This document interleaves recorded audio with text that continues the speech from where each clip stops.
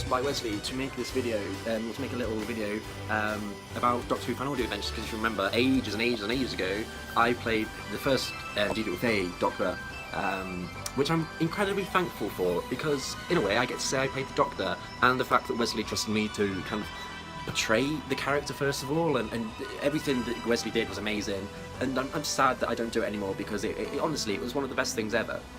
And the scripts were fantastic. Some of the stuff we had planned for Series 2, which never really transpired, instead my final story turned out to be kind of an amalgamation, I can't say the word. It turned out to be a collective of the entirety of Series 2 kind of sandwiched together in some ways. But if it did happen, it would have been really cool. But I'm so proud of what we achieved in my two series, series and a bit, as the Doctor, and I'm incredibly proud of the character of Jenny, because I kind of helped kind of conceive her in some ways. So I'm very proud of Jenny, and she's still going. And I'm so proud of the series, like still going with Joe and Amber and Wesley. Yeah, very proud. I don't listen to it as much as I used to. I don't always listen to it straight away, but I definitely will be catching up with the latest ones. I actually haven't listened to it yet. But I'm so proud of it.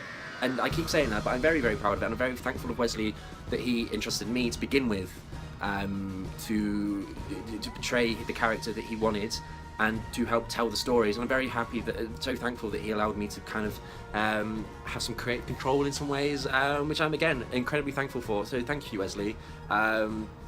It was amazing, and I'd love to do it again one day. And Wesley, you are fantastic, and I need to talk to you more. But thank you to all you guys as well, who listened and watched and enjoyed the series, and still enjoying the series now. Because seriously, it was amazing. You guys are amazing, and it just was one of the best things I've ever done that I'd love to do again. Multi-Doctor story maybe one day, Wesley. Hint, hint, please. But yeah, thank you. It was a really quick video.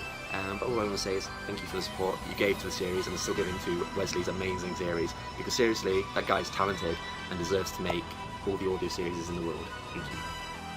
Hello wonderful people of the internet and of Wesley McCann's YouTube channel. Today Wesley's asked me to come on and talk a little bit about a new series of Doctor Who Fan Audio Adventures, which, if you don't know, I'm the Doctor.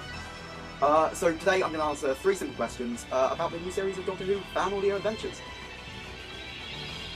So, you probably don't know who I am, but basically, I am a Who-tuber who has a very little channel called Team Drew, which you should go subscribe to, not point that out or anything.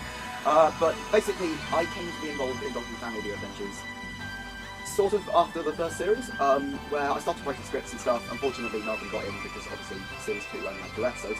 But I did turn up in Episode 1 of Series 2, where I was an old man called Rollo. So yeah, I'm in that as well, and of course I'm also, I've also played the Doctor before in me and my friend Harry Williams' sort of comedy series thing. I don't know how to describe it, but basically I play a character called the Sick-ish Doctor, who's a bit all over the place and a bit mad, and yeah, that's pretty much it.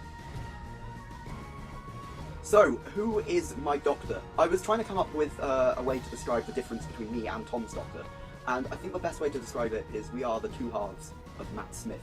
Because if you remember, Matt Smith's Doctor had these really dark moments, especially in, I think, The Beast Below, there's one where he's like, "No human has anything left to say to me today." And I think that was much more Tom's Doctor, you know, very much saviour of the universe. Whereas my Doctor is going to be much more man in a box. Obviously, this does not mean by any chance that Doctor Who Fan Audio Adventures is not going to stay a good dark self.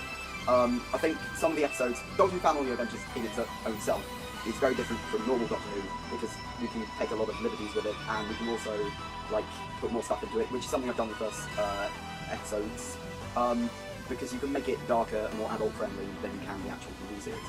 And this is something Wesley's been trying to do for ages, and so has Colin, who, if you don't know, also works in the series. And it's something I really like the idea of, but my Doctor's going to be a bit more emotional than Tom's Doctor. It's going to be less about the greater good than about real people and his emotion with them, which I think is kind of a good thing. My Doctor's also a bit nuts and a bit all over the place. You may have heard the new trailer, and there's some bits in that where he's like, "Oh, I'm gonna," yeah, where he's all over the place and he's shouting at Jenny at different names of companions and stuff. Most of that's due to the post-regeneration thing, but that does sum up my character pretty well. He's a bit all over the place, and he's a traveller more than anything. He wants to go see the universe. He's not out there to go fight the aliens. He just happens to bump into them every single day.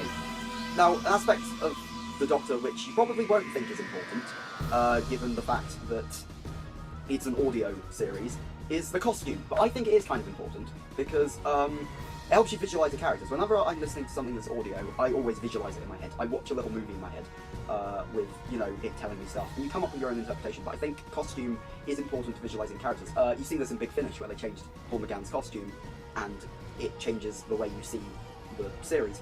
If you remember, Tom Stockton has a very formal outfit, which is kind of like a blue coat and a suit, and he's got, you know, sharp trousers on. It does look a bit rough all around the edge, just showing that he's like this man of action and stuff, but it's very, you know, I'm doing a William Hartnell there, I shouldn't be. It's a bit more like, you know, Matt Smith, whereas my costume is a bit more Christopher Eccleston, I'm going to say, in that it's a bit more relaxed. However, the classic Doctors are much more flamboyant with their thing, and I've gone for a sort of hybrid of both, which I hope you like. I don't wear this jacket for fun, because this isn't something I wear normally, but this is something I thought would suit my Doctor. You may notice the collection of badges, and there's a little Easter egg in there, I guess it is. And so yeah, all these badges and stuff, I think the outfit is thing. There's a picture of it. So yeah, it's got all these different things.